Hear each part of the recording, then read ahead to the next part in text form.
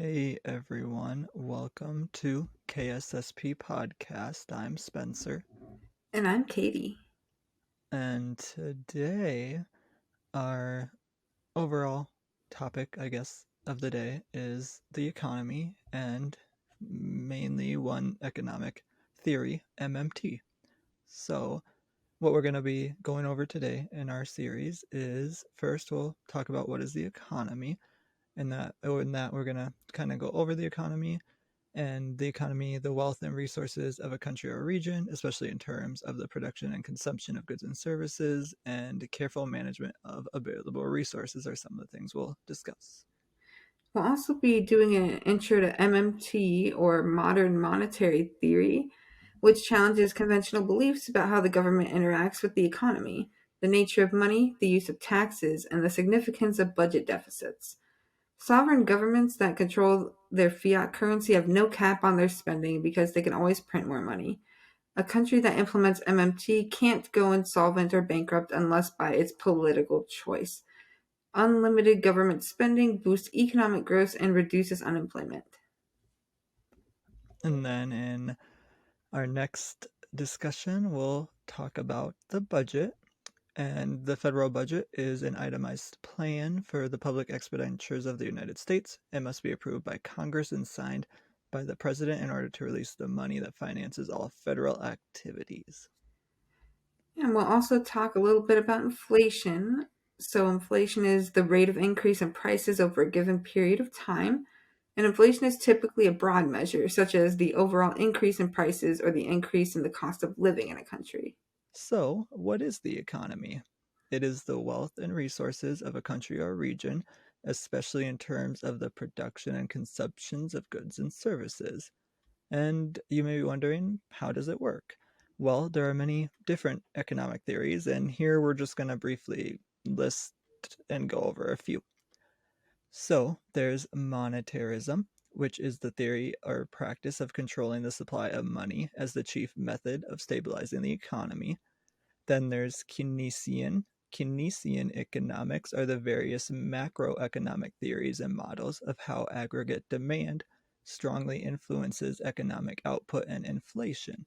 In the Keynesian view, aggregate demand does not necessarily equal the productive capacity of the economy. There's market socialism, which is an economic system representing a compromise between socialist planning and free enterprise, in which enterprises are publicly owned, but production and consumption are guided by market forces rather than by government planning. Then we have classical. Classical market economies are, by definition, self regulating systems that are ruled by the laws of production and exchange. And lastly, we have modern monetary theory.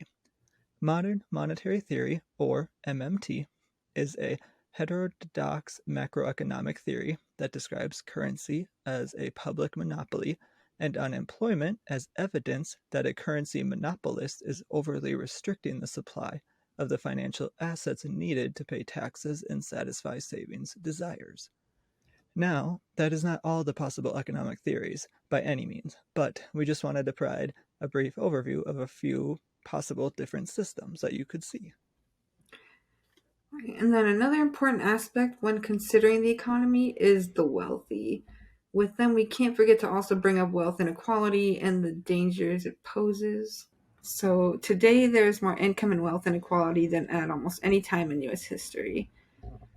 So between 1978 and 2018, CEO compensation increased by more than 900%, while worker compensation increased by just 11.9%. That is ridiculous. But, anyways, three families own more wealth than the bottom half of America, and about half of all new income goes to just the top 1%. These extreme concentrations of wealth create both social and economic issues. It's hard to keep the economy strong when most of the income goes to the people at the top, who save rather than spend much of their income.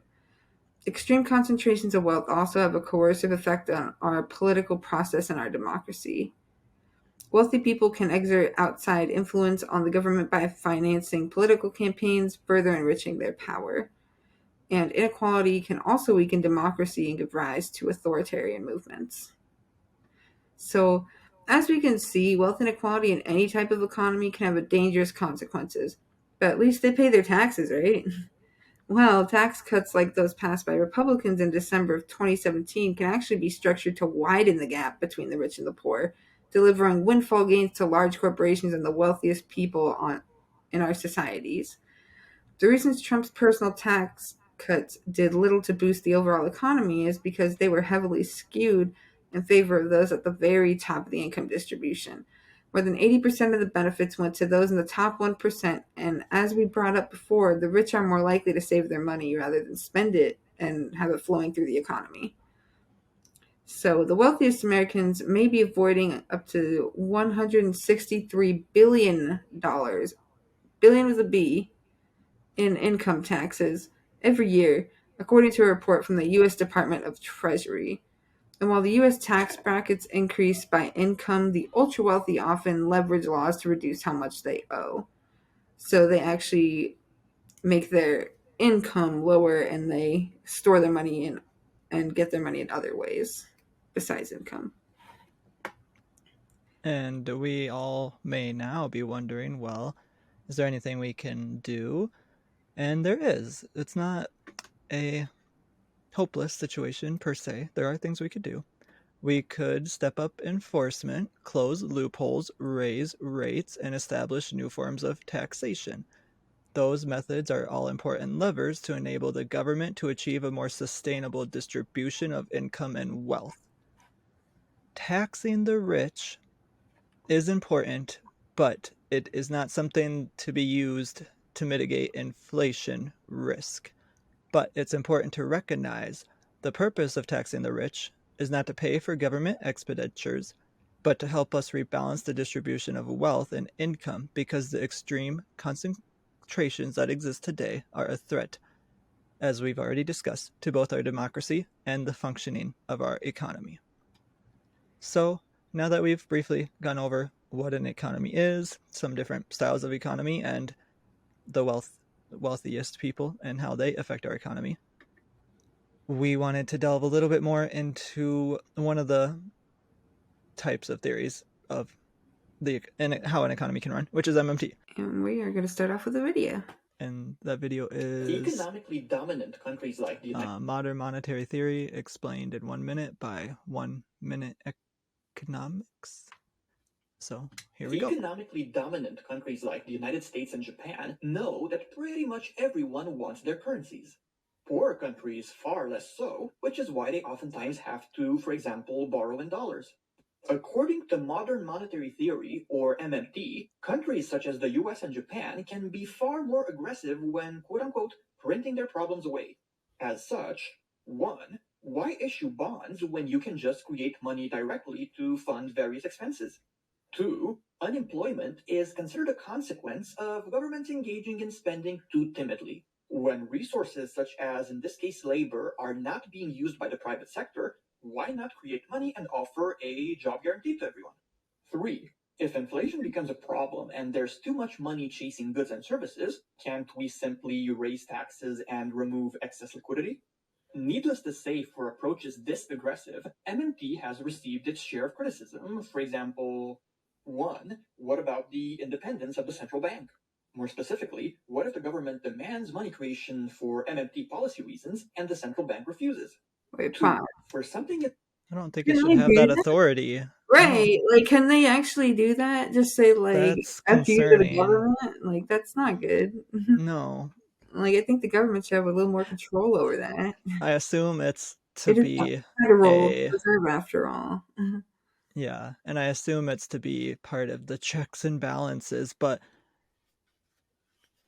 it doesn't make sense to me because then if they wanted, they could basically tell. So let's say the government actually cared about us citizens and wanted to fund public health care. So the Federal Reserve can be like, nah, no, never mind. We don't think you should. Like, what? How Yeah, is no. that appropriate at all? And like that, we don't even democratically elect the people in charge of the Federal Reserve. No. So, like, how is that a democracy? How is that fair? You know? That is concerning. That seems easily corruptible compared Yes. to our democracy. Yeah. And I guess I don't have much information on that. I didn't know that. Yeah, I didn't know that either. I don't feel if that is reality, they definitely should not have that ability at all to tell the federal government no, because the federal government funds them too, you know? Right. Like the federal government should get to decide how and what it does with its money.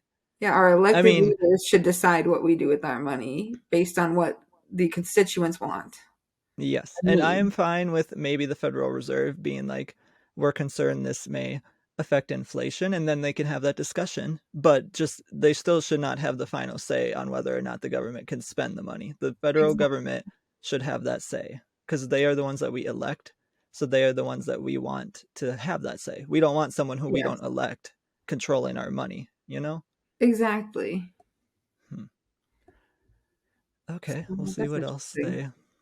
Involving such aggressive currency creation, shouldn't one be more creative when thinking about how inflation can be tackled rather than focusing so much on the effectiveness of taxation in this context, for which there isn't nearly enough relevant evidence? 3. What about market psychology issues? How much would be too much and lead to market participants no longer accepting the currency of a country with overly aggressive policies? All in all, Good modern point. monetary theory is just that at this point. Yeah, that's the stupid thing about money is that like if nobody believes in it, it doesn't work anymore. Like the only thing that makes money valuable is people's belief that it is valuable. Like it's just a piece of paper ultimately that verifies your labor, basically. Like that. Yeah, You know what I mean? You know what I'm trying to say? I think nationally, yeah, but for us, even if the like value of the dollar globally decreased or lost its influence as American citizens, we would still the government would still charge us in the Yeah, US currency. So even if we are like, well, the US currency is valueless, like has no value anymore, the government would still be like, well, you still have to pay me $10 or you're going to be thrown in jail, regardless of if right. you You still have to believe the pay $10 is valuable. So because you that they still use have to that as pay a sales way to. tax, you know. Hmm, You still have to pay like sales tax and taxes on what yeah. you're working and like maybe property tax if you have property, like things like that. You So still I have to pay would the government in money. Like agree the that government's not. the idea really isn't, it doesn't have the idea itself, there literally is no value to money. It is literally just what we give it value, but it's a structure. It basically just helps us structure society, really, is all it. I mean, it's been used negatively to negatively impact our society in a way to where people think if you have 1,000, like a bank account where you have ones with a bunch of zeros, then you somehow have more wealth or like more Yeah, value than someone who has less than that. But at the end of the day, it's just a number in an account. It doesn't mean any, like right, it does because we give it meaning, but it doesn't need, like it right. doesn't It truly doesn't mean mean you're anything. better than anybody to have more money. No. It just it might mean you have more power and influence, but it doesn't mean that you're inherently a better person than anybody else who doesn't have that kind of money. Yeah. We'll keep going Point, a here. theory. One, however, that has become more popular in light of the economic effects of the pandemic. From more being done on the fiscal policy front to an increased eagerness to experiment, it is therefore likely that it will be put to the test in one form or another. Love it or hate it, MMT is probably coming in at least some form. That's Okay. good. That sounds promising. Yeah, I hope. I am, I will be very interested in kind of seeing how it's utilized, because from what I've researched and read about it, I think it would be for the betterment of all of us as citizens personally, and we'll go into more in depth in some of the other videos too. But that was a good video, kind of giving a little intro to. Yes, I hear you. So, okay. I have this article from businessinsider.com. What is modern monetary theory? Understanding the alternative economic theory that's becoming more mainstream. So here's some main points here. So, according to the MMT theory, deficits don't matter as much as we think they do and aren't necessarily a signal of a shaky economy. So, Insider Expert shows the best products and services to help make smart decisions with your money. Here's how. In some cases, we receive a commission from our partners, however, our opinions are our own. So, basically, you're saying it's an opinion piece, okay. Modern monetary theory is an alternative economic theory that suggests the U.S. government can create more money. Modern monetary theory claims that because the government is the issuer of money, it can create more since it's no longer backed by gold. And proponents think modern monetary theory can counter many economic problems, while opponents fear inflation and increased deficits. So let's see. Modern monetary theories, the economic theory suggesting the government could simply create more money without consequence as it's the issuer of currency, according to the Federal Reserve Bank of Richmond. As part of this theory, the thinking is that the government deficits and national debt don't matter nearly as much as we think they do. The whole idea of MMT is that since a sovereign entity can borrow its own currency, it can print more money when it needs to pay off all its debt. The central bank just needs to keep interest rates low, says Robert R. Johnson, professor of finance at Hyder College of Business at Creighton University. So MMT is essentially a paradigm shift when it comes to economic theory and a new way of thinking about governments with fiat currencies. So here's a quick fact. Fiat currency is money that is issued by a government authority that isn't backed by a particular commodity, such as gold. The U.S. has a fiat currency that is issued by the government and is considered legal tender, which is used to exchange value in the form of money. So, yeah, we kind of talked about this before. Some governments, they use fiat currencies. They're not constrained by their tax revenues when it comes to government spending and can perpetually run a budget deficit. This is due to the fact that the central banks in these countries have a monopoly on the supply of money. This is opposed to when the USD was on the gold standard and made a fixed number of dollars in circulation based on the amount of gold we had in vaults, notes Cullen. It was an archaic form of monetary policy because governments with full control of their money supply do not need to confine themselves to a traditional household budget that manages revenues and expenses because they essentially have an Amex black card of unlimited money that they do not have to pay back. So the main tenets of modern monetary theory: government deficits aren't inherently bad. If the government can simply create more money, then the government deficits could easily be fixed. Governments can create more money without threat of economic collapse.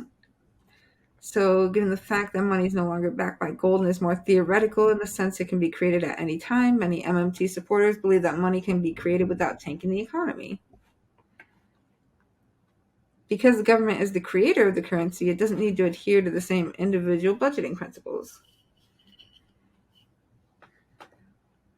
So proponents of MMTs say that the government doesn't need to abide by standards in which our expenses shouldn't exceed our income or else it'll lead to debt. So we don't need to abide by those standards since it is also the creator of money and theoretically the government can create more. A federal jobs guarantee program is possible. So the core tenet that the government can create more money, MMT theorists support the idea of a federal job guarantee as a way to stabilize the economy and put money toward human capital. And the federal interest rate should be at 0%. So many MMT supporters believe the natural rate of interest is 0 and there should be no bond sales. On top of that, MMT supporters want to do away with the increasing and lowering of interest rates as they're ultimately not that relevant when it comes to growth and long-term business decisions. So then there are concerns over modern monetary theory. So the primary criticisms are increased inflation. However, this theory shouldn't set a precedent as all other factors are not the same, and one of primary indicators of inflation, economic scarcity, has not been part of the equation. More deficits, while it's not a concern for MMT proponents, it's concerning for others who think that lending and interest rates may be compromised and cause inflation. So examples in Venezuela, Zimbabwe, Germany, and more have shown potential downsides, destruction, and hyperinflation. So according to the Brookings Institution's previous historical examples show clearly that creating more money can lead to hyperinflation and unrest. Though inflation is a big concern, there are other ways to manage government spending and taxation to deal with it. So the government can essentially print as much money as it would like to fund essential services and programs and also stimulate the economy. And when inflation rises to an undesired level, you can increase taxes to bring inflation back down to your target rate, says Cullen. It's sort of a seesaw because the government can add money to the money supply when needed, then tax more to take that money back out of the circulation and decrease inflation. So the United States is not Venezuela. The US government borrows a lot of money. About a third of the borrowing is from foreigners. It's not a problem in the way that, let's say, if Venezuela borrowed from foreigners or Argentina or a lot of developing and less developed countries. Because those countries, when they borrow from foreigners, borrow in dollars, they can't print the dollars. So if their currency starts to depreciate against the dollar for whatever reason, it becomes almost impossible for them to pay off their debt. The MMT people totally understand this, and they say that for a country that borrows in its own currency, this is not a problem, and they are right. So modern monetary policy is the most effective way to transfer wealth from the working class to the elite. When more money is created, it generally goes directly to the largest investment banks, which have the closest relationship with the central bank and the Treasury Department. This means that the wealth of the working class, generally stored in cash or bank accounts, loses its purchasing power. Meanwhile, the purchasing power of investment banks grows exponentially. And then why the proponents have it wrong. This is from thinkadvisor.com, Why MMT Haters Have It Wrong, economist Michael Norman. So Norman, founder of the weekly MMT Trader Report, argues that MMT, which holds that a swelling U.S. deficit is no problem since the country prints its own money to fulfill pressing national needs, is a help to investors. It gives them a correct understanding of Bayesian conditions and the economy, he says. Critics, on the other hand, call it socialist or communist and argue that it can lead to hyperinflation. Those who dismiss MMT include Federal Reserve Chairman Jerome Powell, Warren Buffett, Larry Fink, BlackRock Chairman CEO, and Jeffrey Gundlach. Norman argues that there's a shadow or clandestine reason MMT is disliked. Big money interest. Large corporations and the very, very wealthy want to keep the prevailing system exactly as it is because changing it isn't going to benefit them. MMT can help financial advisors help their clients because Norman says advisors are just throwing darts at a dartboard. They don't have a correct understanding of the basic conditions of the economy. So his current forecast for the stock and bond markets are bullish. In the interview, he names equity sectors he likes as well as reveals just what would prompt him to take all of his money out of the market or even sell short. The expert says, I call the inflation transitory. The supply chain disruption is starting to loosen up. That, he says, is a prelude to the end of now rising inflation. So what does MMT say about the U.S. economic stimulus? The stimulus is the understanding that the government can spend what it needs to spend whatever its priorities are. If you need to give people supplementary unemployment checks or you need to expand Medicare or have Medicare for all, it's not a financial issue. It's an issue of resources. So what makes it controversial? Two reasons. Number one is an open reason, and then there's a shadow or clandestine reason. The open reason is that people believe that if the government spends money, it will lead to inflation or hyperinflation. That is a straw man argument.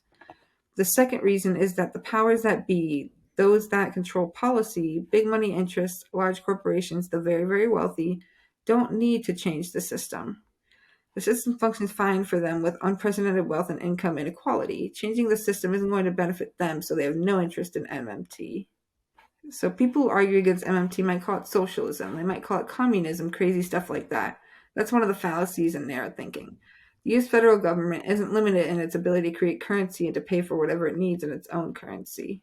So the detractors say if the government makes all the spending decisions, then the government is involved in the economy, and that's basically socialism.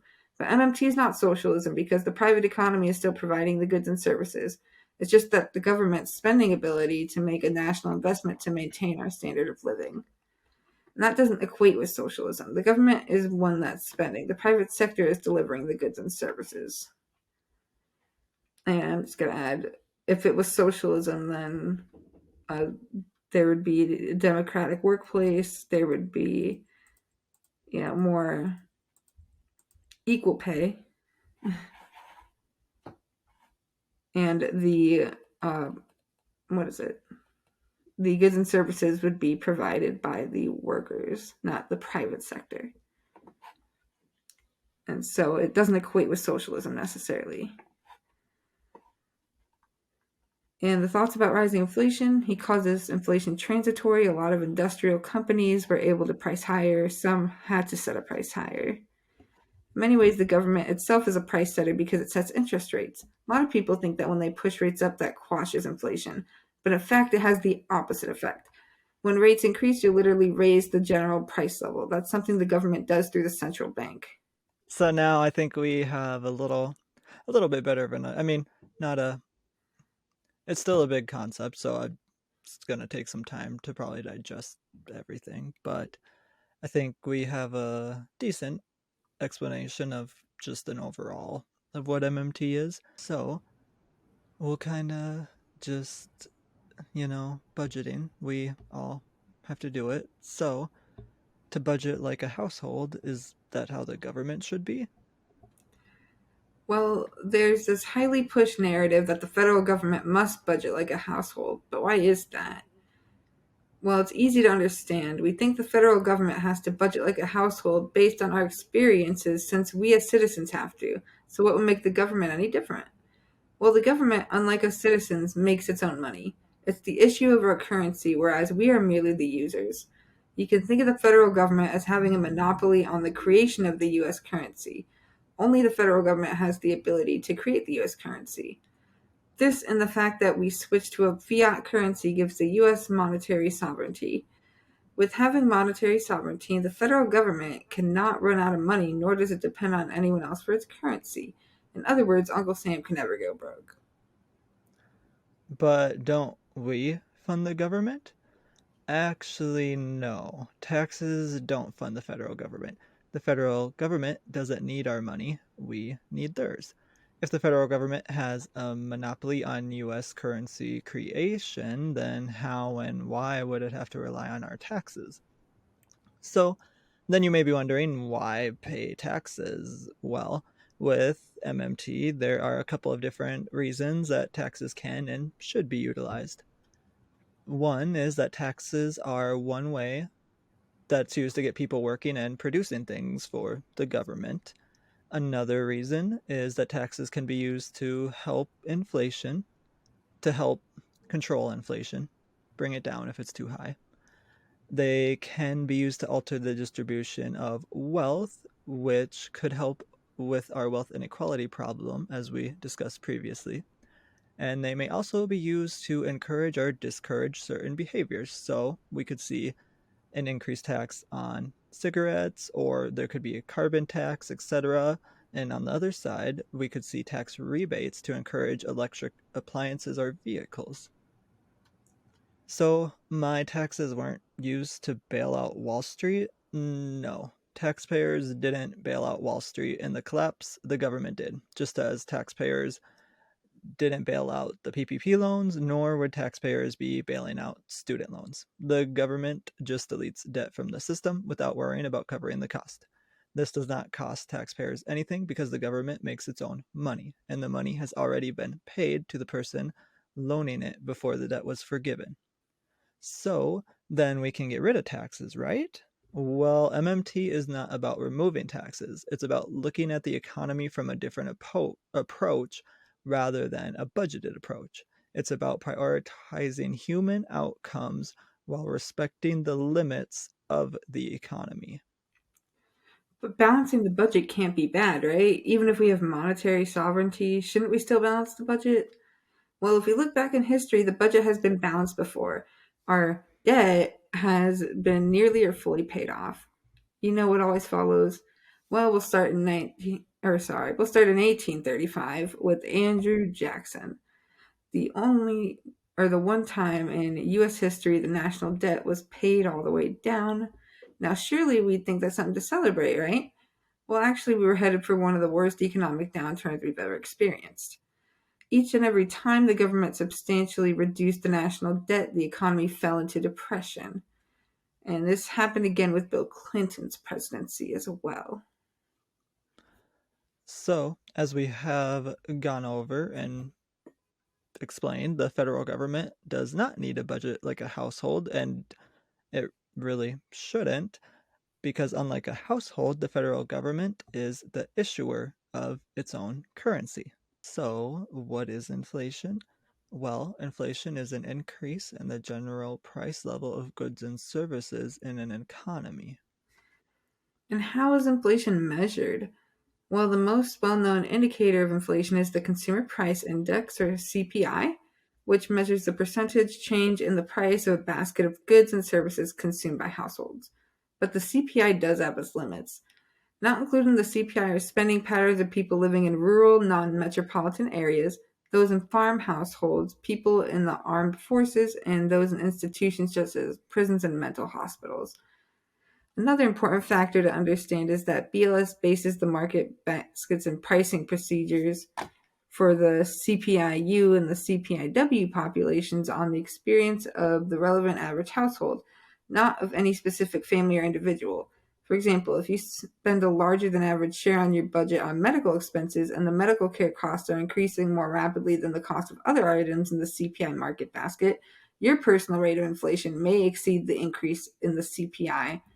Conversely, if you heat your home with solar energy and fuel prices are rising more rapidly than other items, you may experience less inflation than the general population does.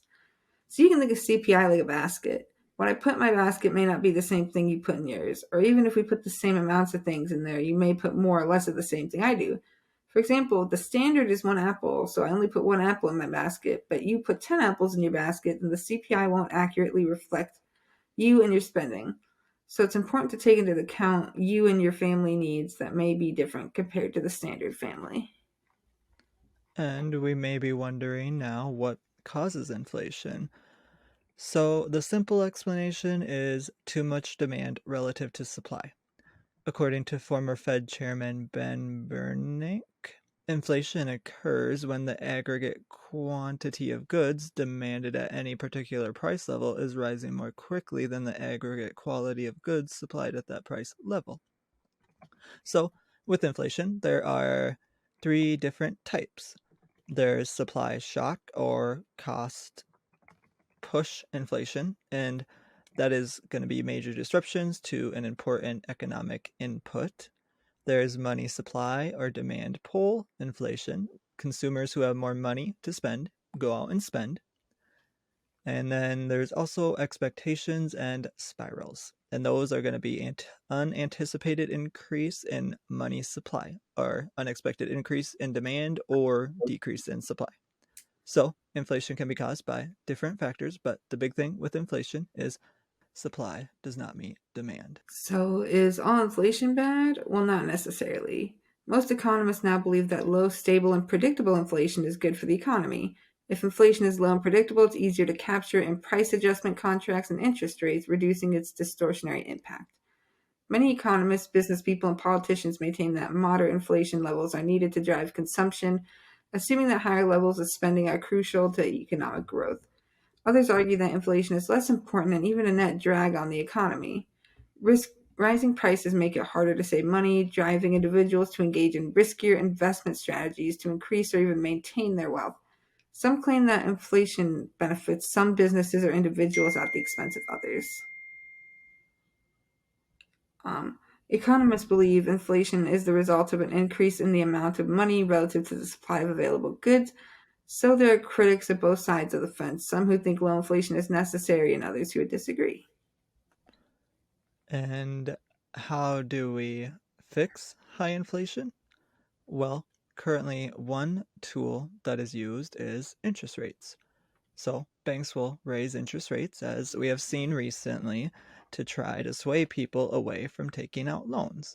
Which, sure, that might sound good in theory, but this prevents businesses from expanding and or sustaining, as well as preventing new businesses from starting up.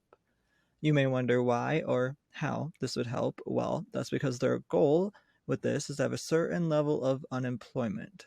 Why? Well, in their eyes, the unemployed aren't making money, which means they aren't spending money, which in theory should help lower inflation. Right. What about inflation and MMT? Deficits are not indicative of overspending. For evidence of overspending, look to inflation. We should use fiscal policy to address inflation, not interest rates and unemployment. Fiscal policy should be more focused on inflation rather than balancing the budget, and it should be more focused on balancing the economy with low inflation and true full employment and not the budget. Yeah. So, okay. My thoughts. There's a lot of people who oppose MMT because they fear they're going to lose their money. The people at the top want to maintain the status quo at the cost of everyone else's livelihood. And I really don't know how we keep getting away with letting such a small amount of people take over the rest of our society instead of having a little bit more of an equal distribution of money and power. Um, One way we can lower inflation is by incentivizing people to work jobs that help build our supply so that we can meet our demand. We can give benefits, sick vacation days like PTO, higher wages, and giving them better working conditions too. And many companies use inflation as an excuse to price gouge, and we need to work to prevent this from happening in the future.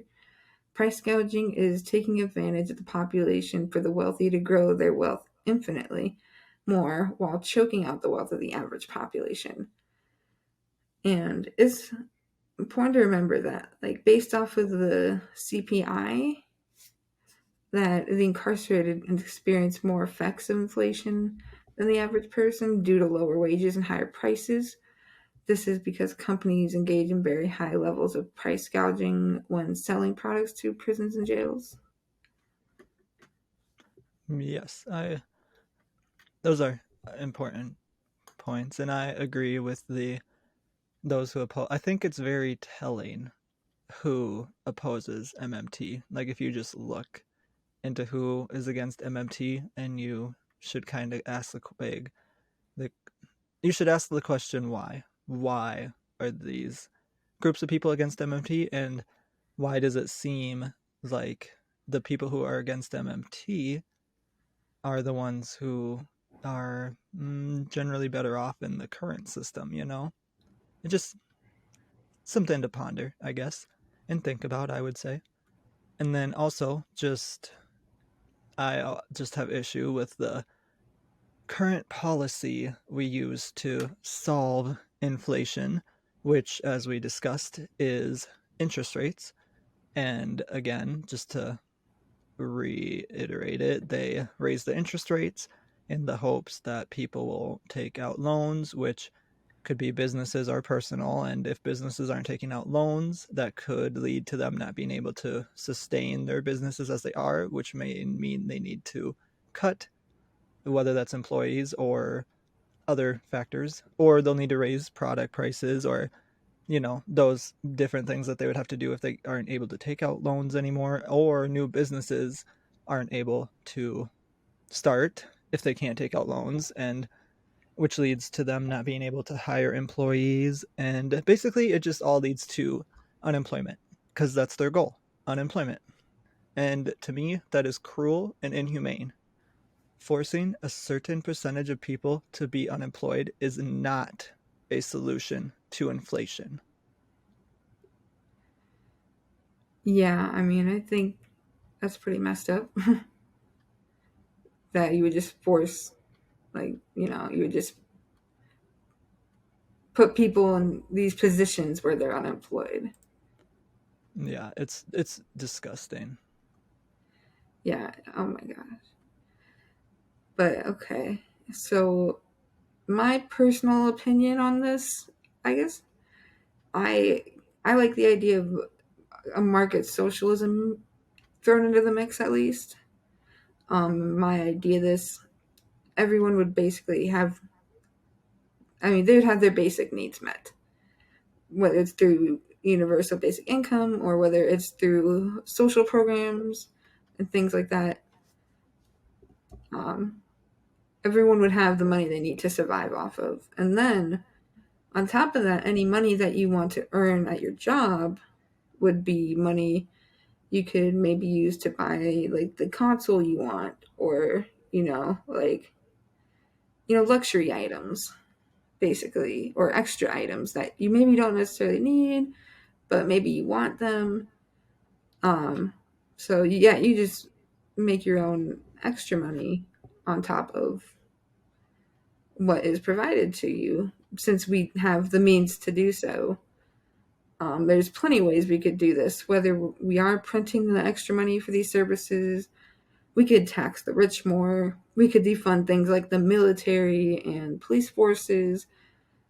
Um, I am fine with whichever of those means of getting the funds that we use, as long as it's like the most enriching method for our society at the end of the day. And that's something that we can kind of decide together. But Yeah, those would that would just be my personal idea, my personal opinion of what I think. and I think there's obviously stuff with MMT that we didn't go over today, and I definitely want to explore it more in future episodes, but they also very much are for having those social security net programs. And they discuss that more because, again, those are federally funded programs, so we don't even need to tax anyone to fund those. We What are don't those need programs? taxes. Huh? What are those programs? So it could be Medicaid, Medicare, Oh, okay. I think Social Security, right? Isn't, or no? What is that thing called? Is it Social Security? Is that what it's called? Your Social Security is what you get after you turn like 65 or something, I think. Because that's what the Republicans are trying to cut, right? One of the programs. Probably. I'm sure it's something they would try to cut. But either way, so and then it could be Medicare for all. That could be a federally funded program. Don't need a tax anymore to do it. The only reason we would need a tax more is to fight against inflation. Like if obviously we need to buy all these ventilators or MRI machines, then we need potentially to fight off inflation. Although I don't really think average citizens are going out and buying MRIs, or so I don't really think taxing us would help with the inflation of those supplies, But um, basically, they just had to take into account like the actual resource supplies, but they can easily fund Medicare for all. They can fund UBI. They can fund, what else did we? There was one other thing I think we mentioned the other day, but I'm not able to think of it off the top of my head. But either way, they can fund those for programs because again, they would be federal programs, and the federal government can. The federal government is not constrained by budget or money. It's mostly constrained by inflation, as we've learned. So, as long as those things aren't going to inherently increase or raise inflation, then they're not a problem. And we don't need, because again, taxing is just the government taking their money back. It's not like they're like actually making money by taxing us. Right. The federal state is different, but federal government doesn't need our money. But taxing has other purposes, so taxing is still good. But so I do think that MMT, if we talk more about that in the future sometime, you'll like obviously agree with that because that's meeting the basic needs, which Yeah. MMT argues that is the sole or one of the sole purposes of a government is to, Yeah. or at least I'm pretty sure that's what they argue. That's what I argue, that the sole purpose of the government is to meet the basic needs of its citizens. Yeah. And I agree with that completely. Yeah. So in a way, MMT is sort of socialism, which obviously the people who are afraid of MMT But yeah. pointed that out, but it's not like Like, direct socialism is socialism. not a bad word, though. No, Like, it's not a bad it's word. just an It's ideology. Like, calm yeah. down. The fact that some people get so scared when they hear a word is Right. They just think like everything's going to be destroyed. And it's like yeah. the United States is not the same as Venezuela. Like, calm down. No, it's not. Oh Like my they God. always compare us to other countries whose systems have failed, and I'm like, okay, then we won't follow their blueprints. We'll make our own. Like, why We'll do? make our own system in a Yes, completely different country, with a completely different government, and a completely different economy. Like, but I will never understand someone whose ideology is we should not care for all of our citizens because in Venezuela it didn't work. Well, are you sure that even pure socialism is what they tried and there yeah, wasn't and it any wasn't, corruption? I don't Like even I think don't know, but there's been a country that's tried pure socialism, like, ever. yeah, They just so never they're did just socialism. I mean, I think their fear is that it's going to lead to like a fascism, but any system can lead to fascism. We're not inherently Right. safe from fascism because of capitalism. And if you believe that, then that's concerning. That I because mean, then you're not going to be watching for the signs of fascism because you're like, we're in a capitalist society. Fascism can't happen here. Yes, it can.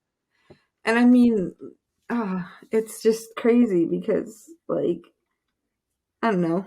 There's not okay. There's certain people, the people who are fascists, like most of them are on the right. Let's be real. Yeah. But like, I'm not saying everyone on the right is a fascist or anything like that. That would be crazy. But No. I'm just saying the people who are tend to lean that way. That's all. But I think that's just In my um, yeah, political science because the right, right on the spectrum is conservative and fascist, authoritarians are conservative. Are they right. not? Like, I don't know how someone on the left could be a fascist. I mean, they could be on the left, like I mean, claim they're on the left, on the left too. I think I think it's possible to happen, but it just doesn't happen nearly as often. You know, but like isn't the left mostly about not control? I mean, it depends what part of the left you're talking about. Because like you could, I mean, I think like North Korea is a communist country. That's pretty far left, for example. You know, How and is that, it left though? because it's communist. But who decided communism was on the left? I would place it on the right if it's dictator. Personally, like who made that Yeah. distinction? Well, because left and right are just the economics, and then there's authoritarian and libertarian, like on the political compass. You know, like how there's left and right economic, and then there's I guess, authoritarian and yeah. libertarian. So they would be like left authoritarian. I guess. I mean, I disagree with it, but I also didn't create the political I compass. mean, I So, guess that's just the way I've been taught it. But I mean, who knows? There well, could be I just am curious why did they make, like, who made this political like, who decided that that's what it is? Who that's a made that? question. I don't know. I'm just curious now because I'm like, why do I have to follow what they say? Maybe I want to make my own. Yeah, But I mean, and I'm not, it is what it is. It's like, if I'm not trying to say that, I guess just when I think of left, I think of more progress. like And progressive. to me, Because it's America. communism is not progress.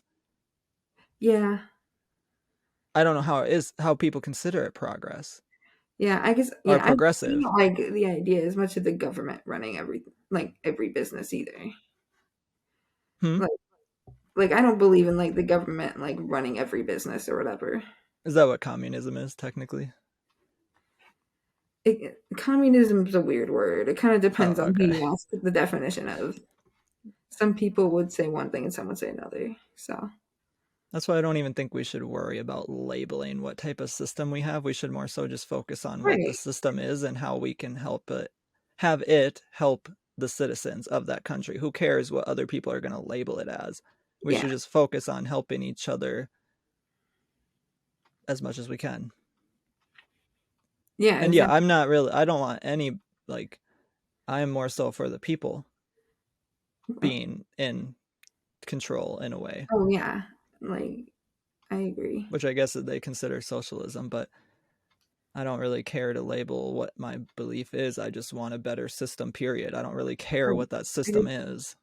I just want a system that's empirically shown to be a good system.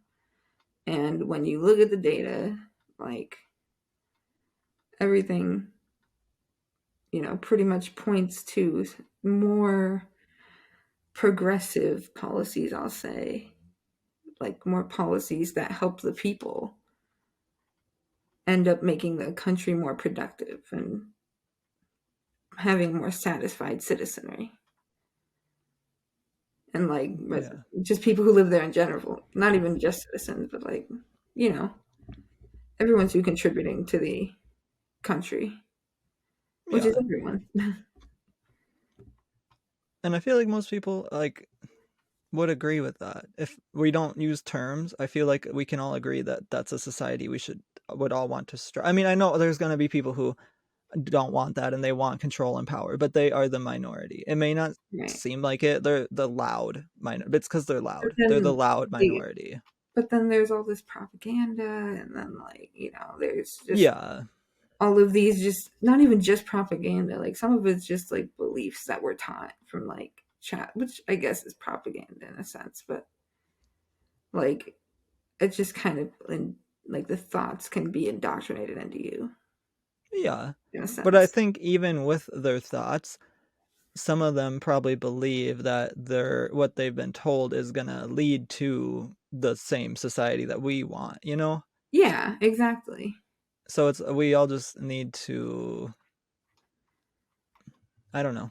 Obviously we need to all come together and have a conversation because clearly we're all on opposing sides on how to fix the system. We And all just need to look at all of the data, and we all just need to look at what works and come together and figure that out yeah, and because look at like what experts say. because not one, like, it doesn't help if both sides are just arguing with each other. Like, Right. it doesn't, at the end of the day, it doesn't really matter who's morally right. I mean, it does to a certain extent, but we can go back and forth and argue all day, but Yeah, that's not going everyone's to gonna bring have, out any solutions. It's not going yeah, to solve anything. right. Like morality is subjective. Like we need to start thinking about what's objective and like what's objectively going to help people, you And a know? lot of Because it, that's the it's not because it's the right thing to do morally, it's because it's their job, Congress's job to represent the people and their needs. I was just about to say, a lot of it's going to come down, most of it's going to fall on Congress because obviously as citizens, we can speak out about it. We can have conversations with each other about it, and we should. But at the end of the day, it's Congress who has the power to pass bills and legislation. Yeah, But as citizens, we can hold them responsible because we voted for them. So they represent us, and in a way, they work for us. I yeah. feel like some people forget that. Like Congress does work for us, the citizens. I feel like Congress forgets It's that a lot supposed to. too. Well, yeah, but they do. Like Yeah, I like get like there's this ideology that they're supposed to, so that they don't, right? But they do. We can't let the narrative get away that they don't work. They do work. It's well, they do work for us, yeah. they do work for us. Yes, that's the That's their truth. job. That's a fact. I mean, they may not be acting like that right now, but that's I mean, that's wrong of them to do that. We Right. need to remind them that they work for us. And not in a violent way at all. Just No, we it's need to be like, you work for us. We are the ones who elected you to represent us, so you work for us, and we want to see policies that are going to help us, not these policies that are only helping corporations. Look, I really don't care if you help corporations too, but you need to be helping the people because yeah. that is who elected you. Yes. 100%. They just forget sometimes. We just need to Yeah. gently We just need to call them remind every them. day on their office phone and remind them. Some people do. I've I seen. mean, yeah, you can. Like, it's Yeah, not you a bad can always idea. call your representative and let them know how you feel about legislation that they're either debating on or that they have passed or that they're going to pass or just things that are in your state that you take issue with. Call your congressman. Let them know how you feel about how they are doing their job. Because Yeah. remember, they work for us. If we're unhappy, we can let them know. Yes. Yeah. Or, peaceful protests, Yeah, not always a bad thing as long as, you're safe and protected, you're ready for whatever's going to happen. But it should stay a peaceful protest, ideally. yes, yeah. But I mean, then self defense is its own thing. But yes, Right, it's exactly. peaceful is, and some people may disagree with that, and that's okay. They can have their opinions on that, but peaceful protest is, Yeah, it definitely shouldn't be, like people getting beanbagged by the police doing peaceful protesting, people getting tear gassed and everything. Like that is not okay. yeah, and that's why we also systemically need police reform, but that's Yeah, that's for just another another thing. video. Well, I think we sort of talked, but yeah, we will. Those are just one of the We many can definitely go into depth. topics we will keep reiterating, just as we'll keep reiterating that Congress works for us. Yeah, Politicians work for us. The government works for us, the people. Because without the people, what is a government? Like yeah, just a group of people who hang around managing nothing. You know, like without us, what is what is the purpose of the government if not to serve the people? I Exactly. mean, unless it's supposed to be an authoritarian regime, but then we're not in a democracy. So Exactly. if the government doesn't serve us, then we don't live in a democracy anymore. So we just need to remind them that they do. We can't let them decide they want to switch it on us here. Well, I mean, we can't let them do that. We need to let them know, you know. Yes. Yes. But otherwise, that was all you had. Yeah. Okay. You guys can leave a comment below letting us know whatever topics you may want us to discuss in future episodes. You can find us on Facebook, YouTube, Instagram, Twitter, and TikTok, and occasionally we do some Twitch live streams, so watch out for those. And don't forget to follow, or subscribe, and turn on notifications so that you know when we do. Otherwise, join us tomorrow as we discuss laziness.